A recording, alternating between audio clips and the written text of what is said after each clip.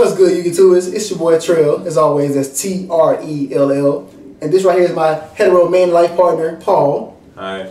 And today we're coming to you guys with a topic of, for a lot of people, it should be good for a lot of our new players and a lot of our old players as well if you are competitive. But we're simply going to be talking about the art to side decking. Yeah. Should be great. Because I know a lot of people have asked me these questions before. They send me like messages and they're like, how do I side deck? Or, you know, like, is this a good side? Or, you know, like, what do I need to side out and all these things. So this is sort of a off the dome guide to kind of what to side, what not to side, how to do it, things to avoid, you know, yays and nays, stuff like that. He says things to avoid, that he points at me. Yeah. I try to take that. Avoid other channels. Oh, don't watch them. I think don't avoid Trail. But yeah. And like a lot of people who don't play competitive don't really worry about a side deck, and that's fine. But if you ever try to play competitive, you are aware that a side deck is legal in TCG, and it consists of 15 cards meant to give you the advantage against specific matchups. Yeah, a match is best 2 out of 3. So after the first game, both players are able to change the cards in their deck with the cards in their side deck.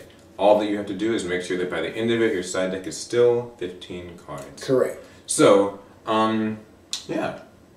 And pretty much, and like I said, one of the biggest questions we get is how to side deck or what should I side? And you come to find out, a lot of people who say in a lot of interviews, like from regionals, YCS, things like that, and you ask them what their biggest problem was, they say that they did not have a very strong side, or they didn't know what to side out. And so today we're just going to try to give you guys just some, just some tips on how to side, not specifically what to side in card names, but just what to side and what are ways to know what you need to side out in given matchups.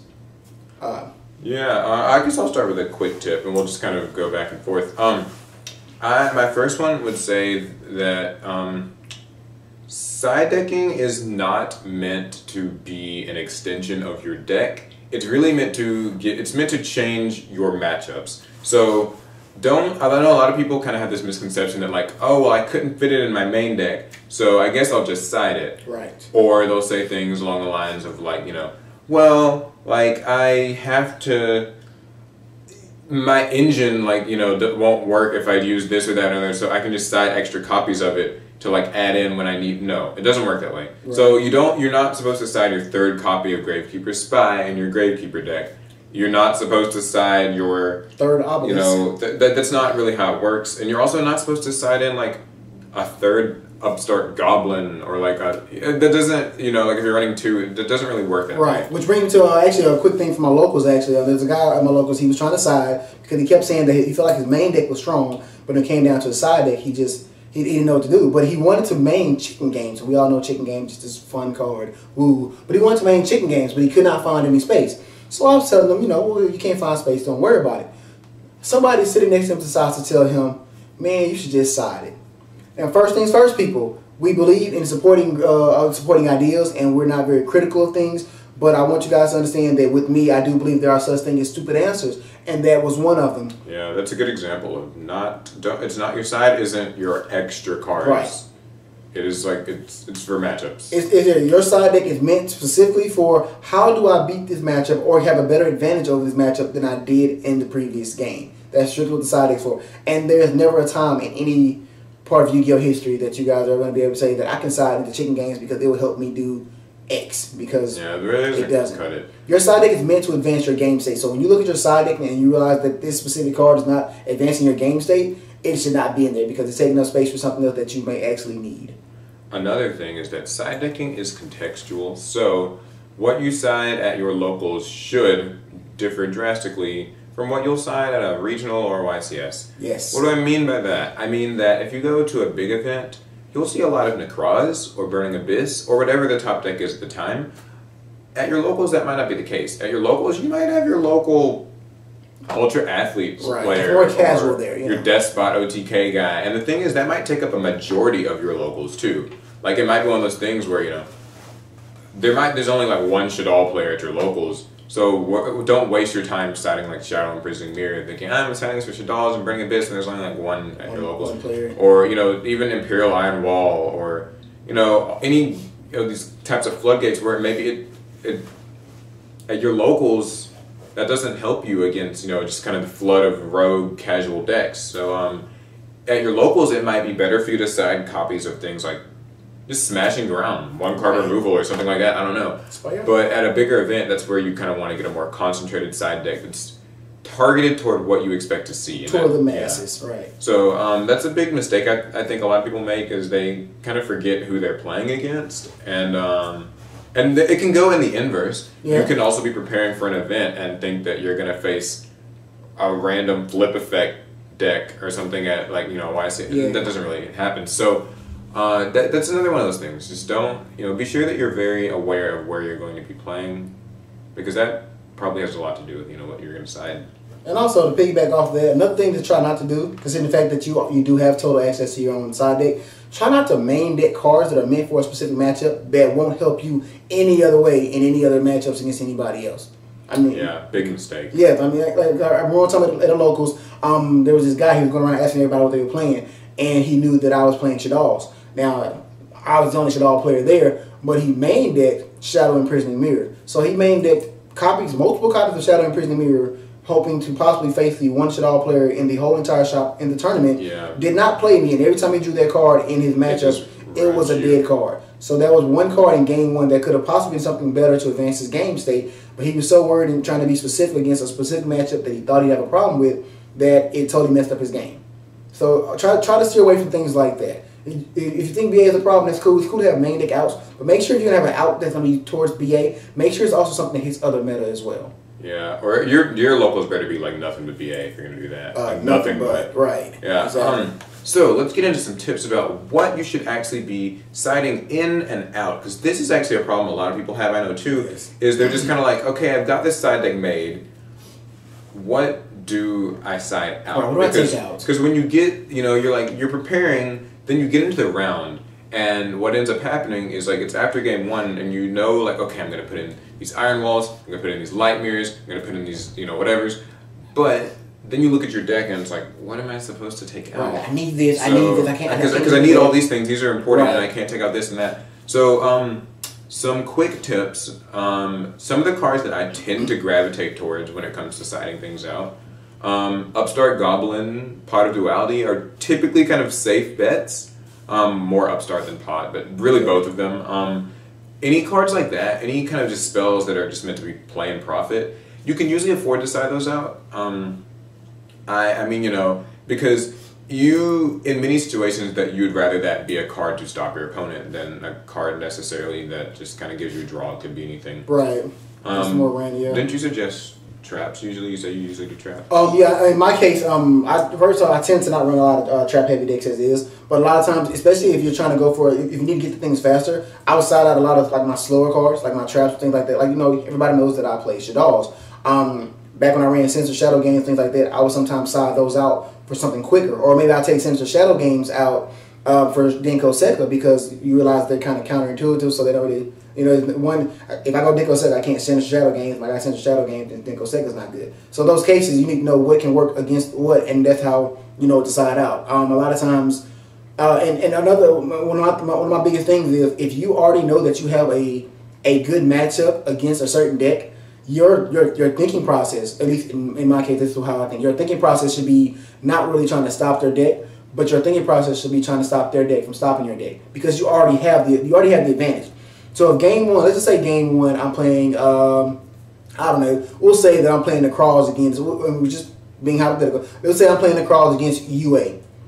I automatically have the matchup, so I know that UA is going to be trying to side cards that are meant to stop me. So my cards are not meant to, my side deck cards are not meant to stop UA. They're meant to make sure that UA don't stop me. So at that point, it would basically be things like, you know, Royal Decree, really popular side deck card. And, cards to stop you from floodgating me out of my game. And like, and there will be a lot of times when your deck will have the better matchup, and there will be times when yours don't. And that's what you should be thinking about when you're side deck. What I do is with every card, personally, what I do with my side deck is I weigh it out, and I think of what the big decks are. And I make sure that I have at least multiple cards in my side deck for each big deck. And most cards, I make sure that they can hit multiple decks on their own. So you want to make sure that this one card is not specific just for this one deck, because you don't run into it and it's completely dead. You know what I mean? Some other cool tidbits or other cards that can be like worth considering when you're deciding what to take out. MST kind of is walking a fine line. Yeah. Because sometimes that might be a bit of a guessing game, but one of those things with MST is like, you can assume your opponent's probably going to side some traps against you. Most of the commonly sided cards are traps, and so it stands to reason you should probably keep your MSTs in, if not side in more. But if you know that you're facing, say, an OTK deck, Synchron's or Gym Knights or Laval's, where they're not really going to be playing traps, sometimes that's a really good place to start with what you side out as well, so you can side out MSTs. Sometimes I look at the hand traps, like certain hand traps are useful in some matchups and not so useful in others. If you're facing a stun deck, for example, those main deck Maxis can pretty quickly go out. Yeah. If you're facing kind of one of the more just beatdowny decks, then sometimes the Effect Veiler is, you know, an easy thing you can take out. Like playing with Cleave or something, man. And you know, that's contextual. It just depends on the matchup. But those are good places to start. As far as adjusting your deck's actual engine, that gets tough. Mainly because, you know, you have to know your deck pretty well to know what you can afford to like take out of the main, and not be missing anything, not be hurt by it. Like, you know, something that I play like Mermails a lot, and you know, and I'm not like, you know, settled on a particular build, but sometimes I might take out specific Atlanteans if it feels like they're not useful for the matchup. Right. Like if they don't set a lot, then maybe I can like side out, you know, Marksman, or even like, you know, things along those lines, like side out Glacia if you're running that. If that's just a Mermail example. Yeah. And it really would vary quite a lot. You know, depending on what you're playing, depending on what you're facing. So that's kind of more up to you, but that's kind of places I like to start, is just upstarts, you know, dualities, things like that. Traps that one slower traps. Because I mean, because traps are slow in general, and unless you're playing that kind of aggressive game, then you know you really don't want traps. I mean, actually, I don't personally do a lot of traps as is, but even if you do play a lot of traps, there's always room to take things out. Like I've seen people like side out everything except for they main 3 breakthrough skill, they side out 2 because they still got the 1 which technically acts as 2 breakthrough skills, so they're not really hurting themselves as much. They can put a lot more in to help out against. Don't get too invested in your traps. Don't get too attached. Don't get too invested in them. I mean, me personally, the only thing I get invested in is monsters, but I just kind of like to see them. I always tell myself, you know, you can't search traps, so don't get too attached. You know what I mean? Like, you know, with monsters and spells are like play and profit, and monsters are usually searchable and they interact. You don't really search traps. So don't get so attached to your D prisons that you're just absolutely unwilling to get rid of them, because like you can't search those things. So you gotta wait till home, and you know, that can be rough. Hope you have them when you need them. Any other tips? Another thing with like siding, like, a lot of people they don't know how to side deck, but they want to. So also, a lot of people have the issue of saying people are net deckers and things like that because they check out the top 16, who won or YCS or Nationals. And I mean, I don't personally think there's anything wrong with that. Quick tip: grow up. Exactly. Trust me, it's better to. If these people clearly know what they're doing and they're clearly winning. If they're winning, I mean, they did something right. And if it's beating you. That's true, and so it's okay to go online and keep up with what the top decks are, what side is the most, what cards you see most commonly in side decks, because that's a huge message that's telling you something. Like, hey, everybody sided this one card, it must be good. Yeah, let me try it out. You know, yeah, like shame on you, but if the advice is like looking you in the eye and you're just choosing not to look at it, I mean that's idiotic. You know, who's there to blame? I remember actually, I got into this. Disagreement with a guy who felt like if you had to use a side deck, you were obviously not a good player. Goodness Christ. He literally, I mean, we're literally at a point where we are having a heated discussion because he feels like if your main deck is not good enough to beat every deck in the game, then obviously you're not a good duelist. And so I specifically asked him, what deck in the history of Yu-Gi-Oh! Do you know can just beat every deck in the game on his own without any assistance whatsoever? And he could not give me an answer. But he feels like if you have to side, then you're not a good enough player. So or there's pride in losing without siding. Yeah, and I asked him, I said, so what do you do in the cases where you know that your deck has a bad matchup? He was like, well, you're just meant to lose. Tough it out. Yeah, you're just meant to lose. I personally don't feel like you should ever take an ass whooping if you can change the outcome. Yeah. Just quick grow up. Like cut any little notions you have of like you know, side decking is for this or that. No, because you can't play. Or like copying people's side. No, just. If the card's good, it's something good. to remember about Yu-Gi-Oh! Is that there are only so many really relevant side deck cards, so like your side's gonna look pretty similar to other people's. That's fine. Because the meta's all the same, and that's why it's called meta, because a lot of people play it. So of course, if you have something that can stop the masses, why would you not play it? Another cool tip is that you want to make sure that when you're side decking, the cards that you side deck hurt your opponent more than they hurt you. Correct. And the good thing is that Konami kind of gives us options these days with our side deck cards, we can usually choose either floodgates or kind of temporary solutions, is what I'd like to call them. So, you know, say you're using a deck that searches a lot. It's tougher for you to side Mistake, but you do have cards like Mistaken Arrest, which do the same thing, but only for like, you know, the space of about one turn. Right. And that might be all you need. You only need to stop your opponent from searching the one turn to give you the time to do what you need to do. The same thing applies to like Imperial Iron Wall. If you're playing Infernoids or Ritual Beasts or Cosmos, obviously you're not going to be like, you know, siding Imperial Iron Wall very much, but you can side Artifact Lancia. So, you know, there are options, and you want to make sure that if you're going to side a Floodgate, it's not hurting you. Don't be the Burning Abyss player who thinks he's smart and sides like Shadow Mirrors for the Shaddoll matchup. Right. That's because you'll win that battle all the time. Yeah, so don't, you know, just be sensible about like what's going to hurt you, what's not. It's fine if your deck searches a little bit. You can side Mistake. You know, if like the only searching in your deck is like maybe Duality, right? Whatever, you'll live. Maybe you could even side out Duality, side out Mistake. But yeah, just be like wary of whether you're like shooting yourself in the foot or not, because that can happen. I've seen people side in so many cards that like, you know, they just kind of they aren't actually able to function any better. That's true. Actually, I did that when the Crawlers first came out. I was just annoyed by it. Like I didn't really lose to it, but I was annoyed by it. I literally had a 15-card side deck for the Crawls, and I sided it all in, and I still lost because I drew all my side deck cards. Yeah, but these traps you can't function at all. Yeah, I drew all my side deck cards, but I drew no monsters. So he just kept. They just they'll summon one thing and they just kind of like punch. I got the side deck to stop you if you did something else, but I can't make a move on my own. So once again, you want to make sure that whatever you side is advancing your game state, and also make sure that it's something that's putting you at an advantage. It may be something to stop them, but also doesn't mean that it's putting you at an advantage as well. So, like, I mean, I personally don't think a person should side Mistake against Firefist. I mean, just throwing it out there. I mean, because it's only 3 Tinkies. Other than that, they don't search anything else, even with 3 X's. Like, Mistake doesn't advance your game state against Firefist. So, I'm just throwing it out there, but just something you think about. Any last tips? I'm trying to think of just kind of random little tidbits. No, don't be afraid to ask for help. That's the one thing. Don't be afraid to look at bills. Don't be afraid to ask for help. Practice with it. Yeah. It takes practice, because even to this day, I've been playing competitively for about 4 years now, 4.5 years. Except that you won't see, like sometimes you'll side something and not see it. You won't see it at all. Don't assume that because you don't see it, it's a bad side deck card. It just means you didn't see it. Remember, traps aren't searchable, so you gotta draw them. There will be games where you just don't see them. That doesn't mean they're bad. If you saw it, maybe you would have won, but that's life. Don't make the assumption, oh, well, damn it, I lost my tournament because I didn't draw that Imperial Iron Wall. It must suck. Right. No, it doesn't work that way. Like I said in my Shaddoll profile, 9 of the cards in my side deck I never saw. I sided Mistakes against the Crawls. I never saw that. I sided MSTs. I never saw them the whole day. But that doesn't mean that they're bad cards. Like you say, it just means you're not going to see them because you can't search them. So yeah, this is how it is. I mean, Yu-Gi-Oh! Yeah, half luck.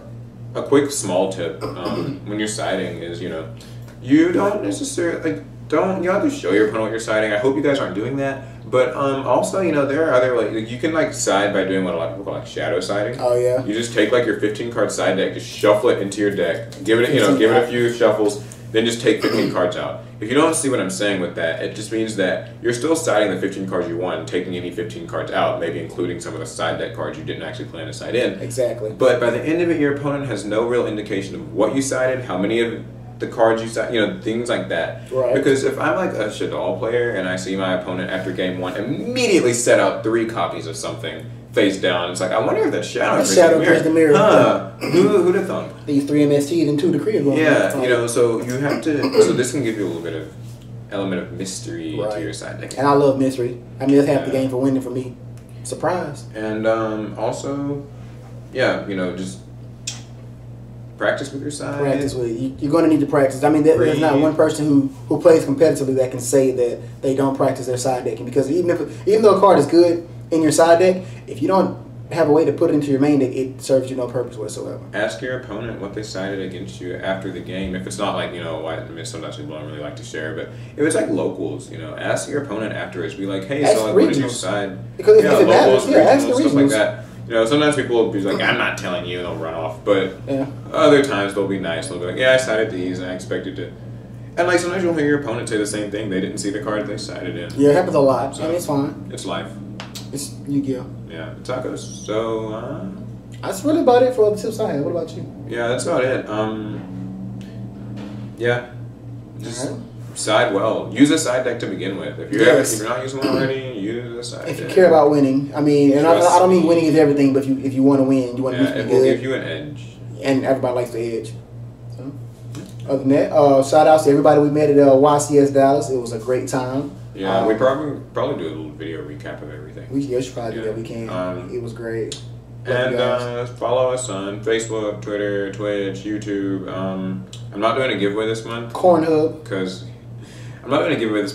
I had to pay some money because my camera broke. As you can probably tell, I'm using a different camera, and repairs cost a lot. So I'm not gonna go there. That's it though. So hope you guys liked it. Subscribe for more Yu-Gi-Oh. Basically, and we know it's kind of a long video. Some people like it, some people don't. Yeah. We can't please everybody. Don't thumbs down unless you like really hate Like it. if you're gonna thumbs down, tell us why, and don't tell us because of the long videos, because sometimes it can't be controlled. I mean, Yeah, we thought this was good information. You guys need to hear. I hope it's good information if you care. All right, bye everyone. Peace. Good. Two things. Yeah, that was. Sure, it was a mistake. I didn't mean to see that. It's a reflex.